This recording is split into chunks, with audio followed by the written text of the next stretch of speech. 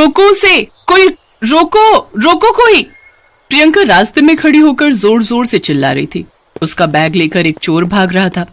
आसपास के सभी लोग ये देख रहे थे, लेकिन उसकी मदद करने के लिए कोई आगे नहीं आया।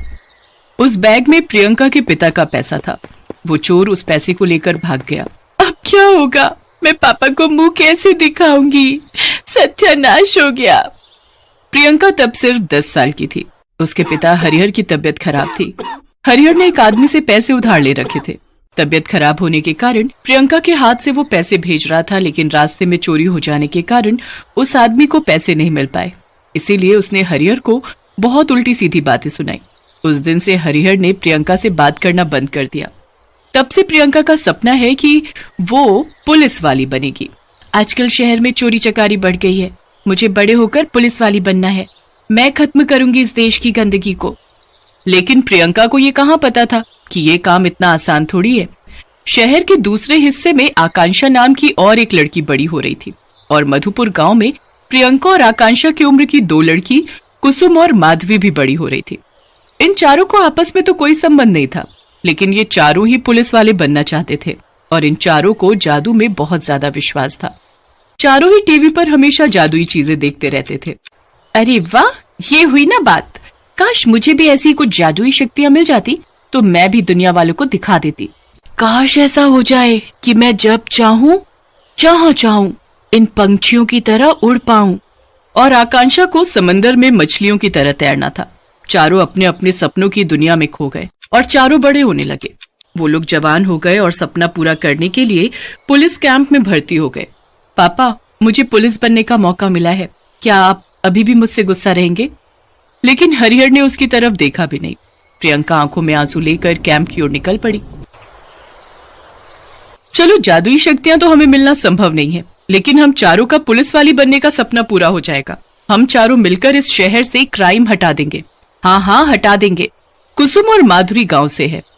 उनके माता पिता उनकी शादी करवाना चाहते थे, लेकिन वो दोनों पुलिस में भर्ती होने के लिए शहर चले आए। और आकांक्षा के तो माता पिता ही नहीं है। वो अपने चाचा और चाची के पास पली बड़ी है।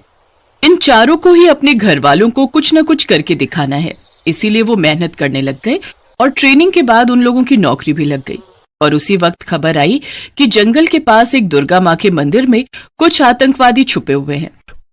उन डाकुओं को पकड़ना होगा, लेकिन उन लोगों के पास बहुत सारे हथियार हैं और जंगल में उनका सामना करना आसान नहीं है। पुलिस को देखते ही वो मार देंगे। सर, आपकी इजाजत हो तो मैं एक प्लान बता सकती हूँ। हाँ, बोलो। सर, आप हम चारों लड़कियों को जाने दीजिए। हम पुलिस की वर्दी पहनकर नहीं जाएंगे, उनको शक भी नहीं होगा। लेकिन तुम चारों लड़कियां ये काम कैसे करोगी? कर लेंगे सर, यही करने के लिए तो पुलिस में आए हैं। ठीक है, मैं तुम चारों को इस मिशन पर भेजूंगा। तुम चारों तैयार हो जाओ। वो चारों तैयार हो गए। पुलिस की यूनिफॉर्म उतारकर उन्होंने साधारण कपड़े पहन लिए और एक एक बंदूक अपने कपड़ों में छुपा ली। उसके बाद उस मंदिर की ओर चल पड़े। मंदिर के आसपास पहुंचते ही वो चारों चौकन्ने हो गए। वो रहा मंदिर। तुम तीनों चुप रहना, जो बोलना है मैं बोलूंगी। अरे, कुछ लड़कियां आ रही हैं। कौन है ये लोग? यहाँ क्या कर रही हैं ये? अरे सुनिए, आप लोगों को कुछ चाहिए क्या, खाना वाना? कौन हो तुम लोग? यहाँ क्या कर रही हो? हम पास के गांव से आए हैं। सुना कि आप लोग यहाँ फंसे हुए हो, इसीलिए पूछने आ गए। ठीक है, हमारे लिए खाना लेकर आओ। प्रियंका का आइडिया काम आ गया। प्रियंका ने बाकियों से धीमी आवाज में कहा, मुझे पक्का यकीन था कि ये लोग भूखे होंगे, इसीलिए मैंने ऐसा किया।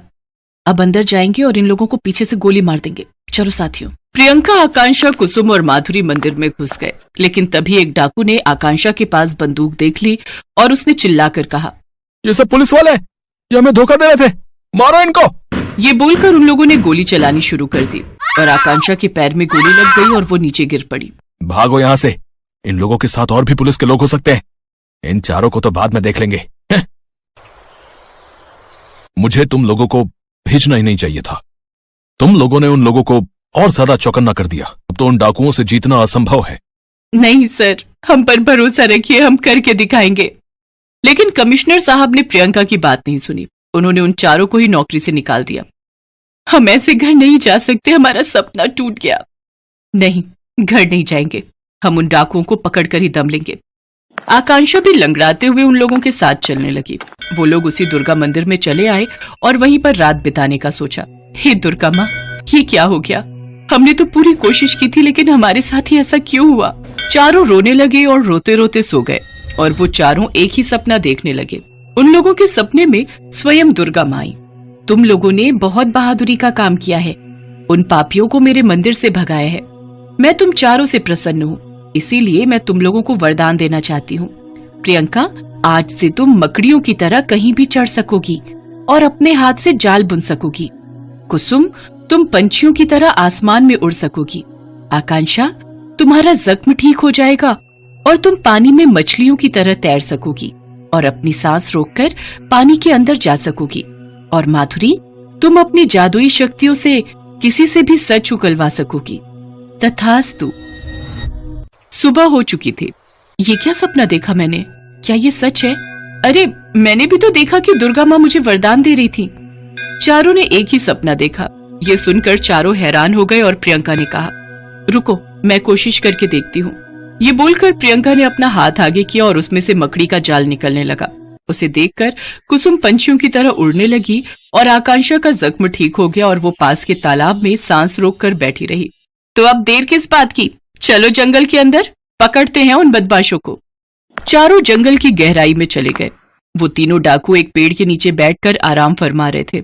उनको लगा था कि यहाँ कौन ही आएगा उन्हें ढूंढने, लेकिन ये चारों चले आए मरने। हम नहीं, तुम तीनों मरोगे। आक्रमण साथियों! प्रियंका ने अपने हाथ से जाल निकालकर एक डाकू को पेड़ के साथ चिपका दिया। एक डाकू ने नदी में छलांग लगा दिया। आकांक्षा ने भी नदी में छलांग लगा दी और मछलियों की तरह तैरकर उसे पकड़ लिया।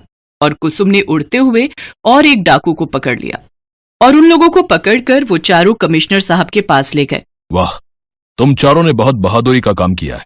ए डाकू, बता, तेरे बाकी साथी कहाँ हैं? उन लोगों का प्लान क्या है? हम नहीं बताएंगे, हमें जितना भी मार लो, लेकिन हम नहीं बताएंगे। हाँ, कोई बात नहीं सर, मुझे कोशिश करने दीजिए। ये बोलकर माधुरी ने तीनों को हिप्नोटाइज कर दिया और तीनों ने सारा सच उगल दिया। उसकी वजह से उनके सारे साथी पकड़े गए और इन चारों को पुलिस में वापस ले लिया गया। प्रियंका के पिता बहुत खुश हुए। सभी के घर वाले गर्व करने लगे और इसके बाद से इन 4 जादुई पुलिस वाली ने शहर में एक भी क्राइम नहीं होने दिया।